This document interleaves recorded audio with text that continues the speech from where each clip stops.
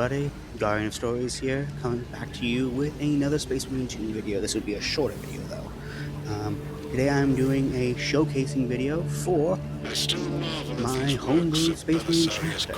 Today we'll be starting off, I have several of these chapters, mind you, but I only made like 2 or 3 with any lore to them. I'll start off with the very first one I made. This here, as you can see, is the tactical armor for my Homebrew Space Marine. The Homebrew Space Marine chapter, the very first one I ever made, called the Ursus Noctis, or as I refer to them more often, and as they are referred to in Low Gothic, the Night Bears. The Night Bears are a Ultima founding Space Marine chapter. Their chapter homeworld, granted to them at the very end of the Indominus Crusade, is the feudal world of Chandrost V. This feudal world is a particularly inspired choice, I'll be honest. I took inspiration from the For Honor game series. I say series, the For Honor game. The planet Chandrost is primarily separated into several cultures, with some smaller cultures having been conquered and absorbed into them. These cultures obviously being taken inspiration from for the different factions in the For Honor game. So like the Knights, the Vikings, the Samurai, and all the other sub-factions. Like for the Knights, you have the you have the Roman-inspired heroes, like the Centurion and the Gladiator, with the you get my point. I think you understand perfectly well. Now, the Night Bears hail from the genetic lineage of the Space Wolves. They are one of the few Space Wolf successor chapters that currently exist. Let me go ahead and get a bit more into it. Let me go ahead and get a bit more into it so you can see a little bit better. Yeah, you can see a lot better now. For instance, you see the shoulder pad is a moon with a skull on it. Couldn't really find a wolf skull, so I made do with one of the Space Wolf Great Company logos. I can't remember exactly which one it is. I'll look at it again. As you can see, this is the colors and everything else.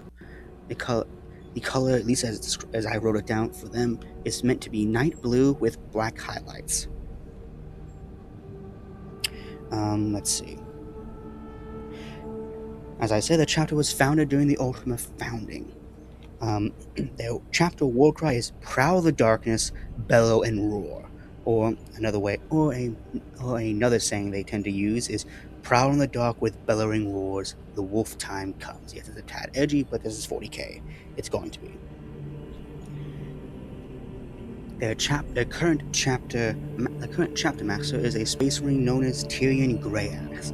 He was one of the early Grey Shields for the chapter, and was one of the earliest officers that made himself known.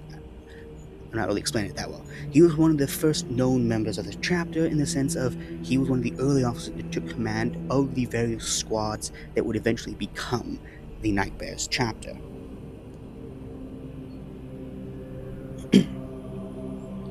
Now, a particular mutation in their gene seed has actually arisen. Let me go over their gene seed for a second. The gene seed of the Night Bears is mostly standard for the Primaris Space Wolf gene seed. However, most of the stories of the chapter are on the larger average for Primaris Marines.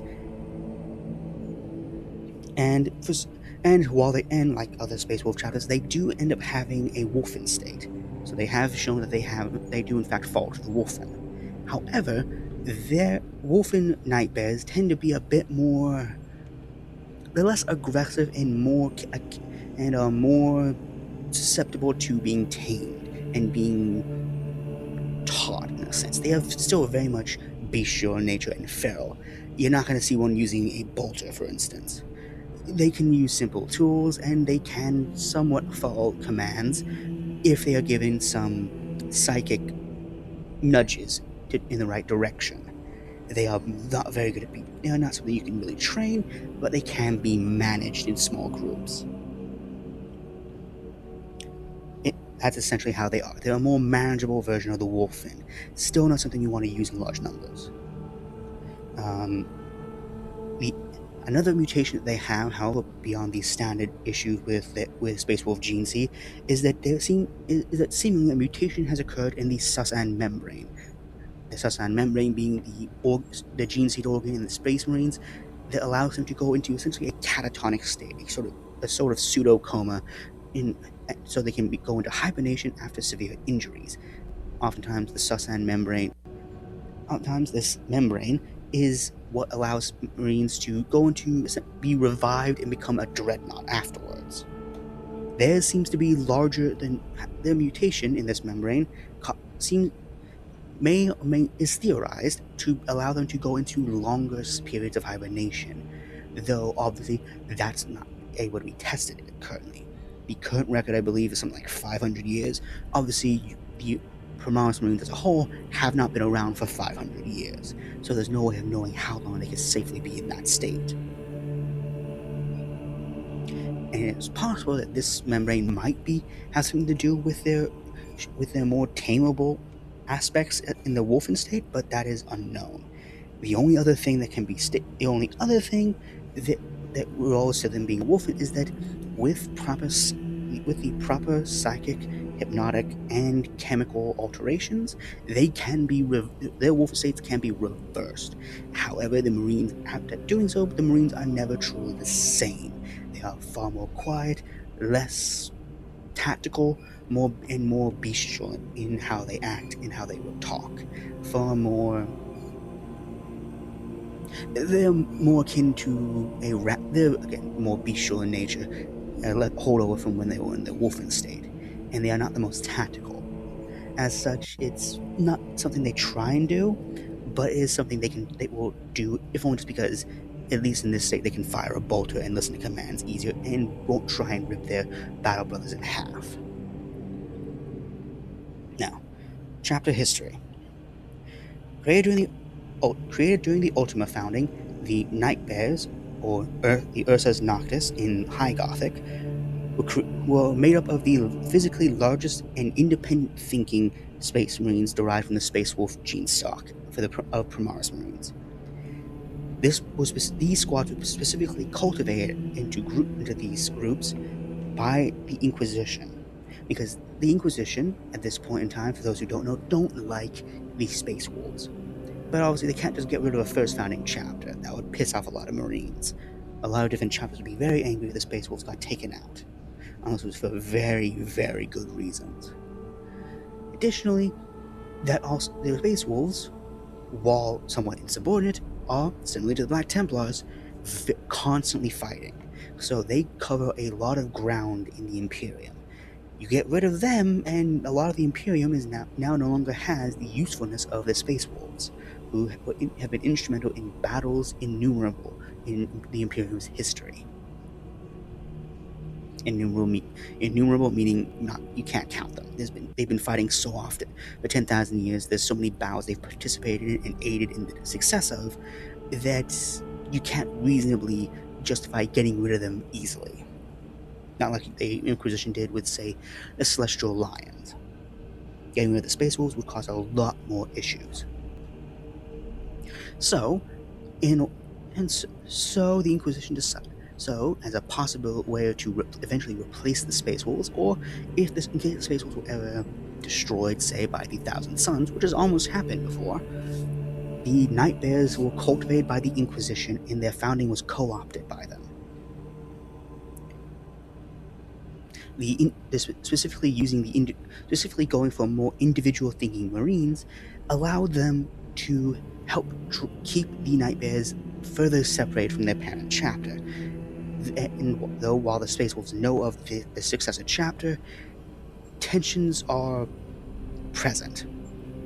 The Space Wolves, while they do respect the Night Bears' ability to fight and their more stand-up attitude, they don't like that the Night Bears have comparative to the rest of their fellow successor chapters, don't care much for Space Wolves. They don't care as much for their parent chapter. They respect the genetic lineage and respect Logan Grimnar as the chapter master and as a vaunted Marine. However, they do not behold themselves to the will of the Great Wolf. In their eyes, as they themselves have stated, we will fight as we want to, do our duty as we see fit, and we are answerable only to the Primarch and to the Emperor. So they are sort of the distant child of the Space Wolf chapter. This is also partly due to the fact that while Tyrion Greyax is officially the first chapter master, he was, for his entire career from the founding, including the first decade of the chapter's lifespan as an official chapter, heavily influenced and advised by a Lord Inquisitor. The specific Lord Inquisitor was named Galen Algachev. He was the one who essentially spearheaded this idea to use the Night Bears for the Inquisition's own reasons and to help form it. It is an incredibly radical idea to do this, and he is a radical Inquisitor. However, he did this specifically to give the Inquisition more control of the Astartes, but also as a sort of preemptive measure in case the Space Wolves ever need to be censured or ever destroyed. Tyrion was essentially groomed for this command and helped advise and essentially vaunted up and he was essentially sponsored in a way by Galen Algachev. Algachev is no longer has no direct command over the chapter currently, as he only advises Tyrion. However, he still advises and essentially gives intelligence and wider orders for the Inquisition. In a sense, you could think of the Night Bears similarly to as you would the Exorcist chapter. The chapter still can think on its own, however, it is likely to do what the Inquisition suggests being the polite word for order. Under Tyrion Greyax, a specific practice was instituted as well, which was inspired by his own tutelage under Lord Inquisitor Algachev, and that is the practice of apprenticeship. Any any Night Bear whose gene seed directly created another Marine, and that directly created Marine is trained and is still alive living in the same point as the predecessor Marine, the one whose gene seed created them, they can be apprenticed underneath that Marine whose gene seed created them. So, for instance, Tyrion's particular gene seed from his progeny gland was implanted into another Marine. That Marine will in fact can be now taken under his wing as an apprentice, and this can be done by all officers. This can be done by all senior officers and leadership. So captains, chief apothecary, chief tech marine, the chief librarian, obviously the chapter master. They can all create successors who they can essentially, through nepotism, rise them up into their positions if they were to die. These Marines, depending on their rank and their accolades, but at the time of their predecessor's death, will be one of the first names put in place to replace them. So, for instance, if a sergeant was under Tyrion Greyax as an apprentice, he would be one of the first names thrown into the ring to replace Tyrion if he would die, alongside equal in measure to the other captains of the company.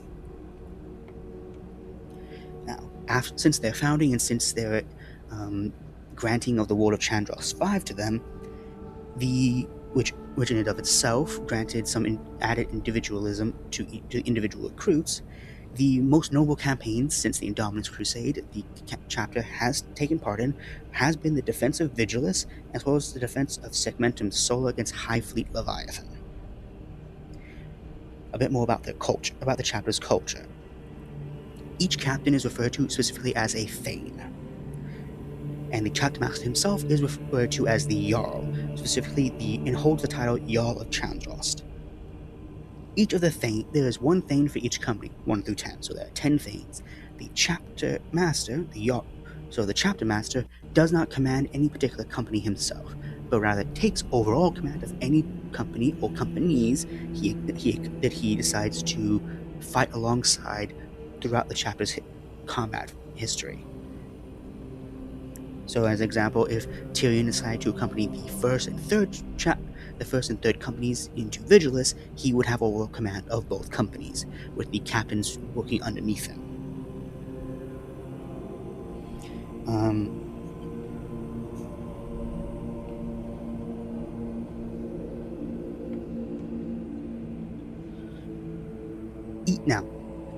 Now, at the individual squad level, each of the Marines is still aware of what culture they originally came from. So there are often rivalries early on in training, and this is encouraged. This is fine so long as they don't kill each other, because the chapter wants to keep as many Marines alive as possible, and oftentimes they will remove the implanted progeny glands when possible while the Marine is still alive, so as to have a large amount of gene seed stockpiled. And this becomes important later. A lot of this competition and rivalry is eventually trained out of these recruits by the time they are scoutmates. Although competitions are still often done throughout the chapter. Oftentimes, for instance, each company will have sort of kill counts, who had the most kills, who had the most impressive kill, and so on, who survived the most wounds. So they still have their little boastfulness of the Space Wolves. Within individual squads, certain Marines who can become essentially blood brothers. This is often most pronounced with Marines who have served in the same squad together since becoming Scout Marines, or even further, having trained alongside each other as fellow aspirants. These particular Marines have the tradition where they will with their armored gauntlets, will carve each other's names into it. And this could be one individual or an entire squad. And these soldiers will always be in the same squad together and will swear a literal blood oath to always fight alongside one another. And should one die, they are to be avenged by the surviving blood brother. With the blood brother then coding each of the inscribed letters in the blood or ichor of the enemy that killed their brother after they have vanquished said enemy. Now, for the organization, the chapter is by no means Codex compliant. However, it is the most Codex compliant chapter you can reasonably expect a Space Wolf successor chapter to be. The chapter has 10 companies. However, there are two things that make the organization different. One, for each of the 10 companies, every captain, plus as well as the chapter champion, because it has a champion, the champion of Chandros, as well as the head librarian, and of course the chapter master, each have a squad of 9 other Marines, acting as their bodyguards. This means that each company, not including the 10, that means that without the 10th company, there's already 1,000 battle-ready Marines. There's at least roughly 1,000 battle-ready Marines already, not including the 10th company. The 10th company having the strange tradition of having to have specifically 252 Scout Marines exactly at minimum. That is the minimum count they can have before the 10th company, or the 10th company is essentially dissolved. This is so that they can have a large number of extra recruits when needed. Obviously, these 252 recruits, each spread into squads of 9, are led by each led by a 10th member. So that each squad has 10 members, 9 Scout Marines led by 1 veteran. So for a total of 280 Marines. A grand total of 280 Marines, without the captain or Thane and his bodyguard. So in total, with their Thane, the 10th company alone has 290, with the majority of the chapter elsewise having about 1,010 Marines. So in total, the total size of the chapter currently, at its height, has been 1,300 battle-ready Marines. For their combat doctrine, they don't fight they fight somewhat, what's the best way I can put it? They do fight somewhat differently compared to their Space Wolf brothers. At the start of an engagement, the Night Bears will act as shock troops, usually attacking using swift assault tactics at the beginning of the campaign. They will use drop pod assault, thunderhawk assault, or jet bike. Basically, hit hard, hit fast is the name of the game, and hit at strategic weak points or to assassinate key leaders. The point is to cause pandemonium and break the enemy formation and the enemy lines, so they can then essentially maul the formation. If this does not achieve victory, they will pull back, reform, and go into siege and attrition warfare as needed. If they are able to succeed in breaking the enemy, they will then go into hunter-kill formations, where they will literally hunt down the enemy to the last individual. They will also not take prisoners unless they are ordered to, and they will only take the exact number they are ordered. If they are not given an exact number, they will take no more than a handful, and usually only of higher rank.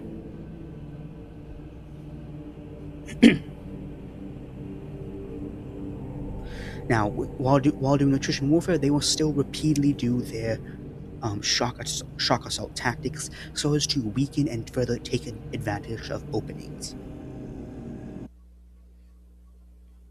The chapter itself as a previously fleet-based chapter, does in fact have a decent-sized fleet, 24 ships in total, of which 2 are battle barges. There's 4 strike cruisers, 6 vanguard cruisers, and 10 Gladius class frigates, and a pair of Hunter class destroyers.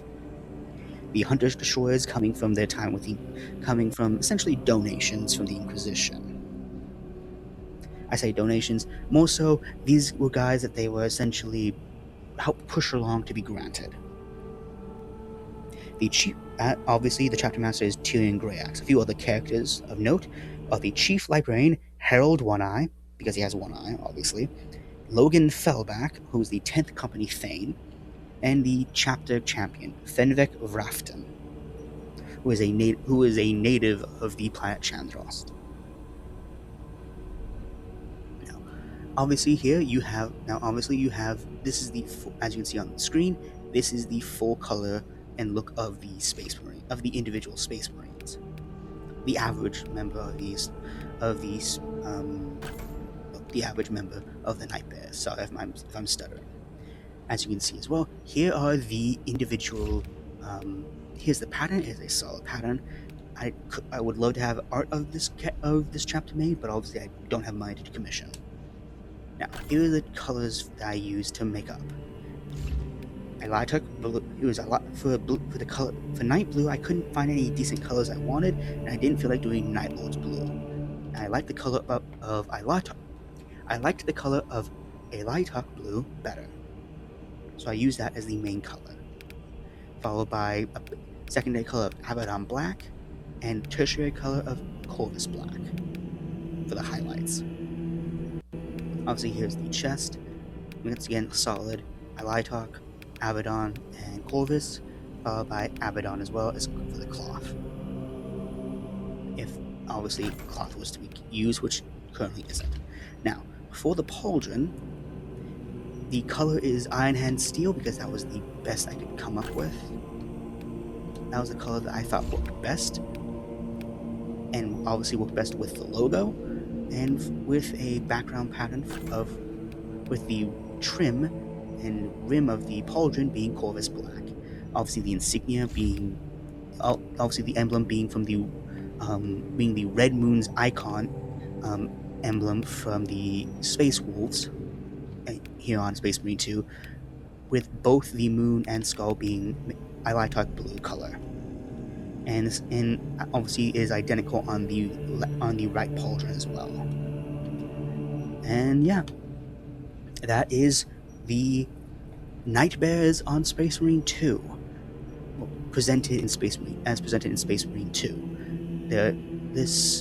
appearance might change if I was ever to be able to make them on my own. However, this is the best I can do currently. Hope you like this video, and I'll see you guys next time.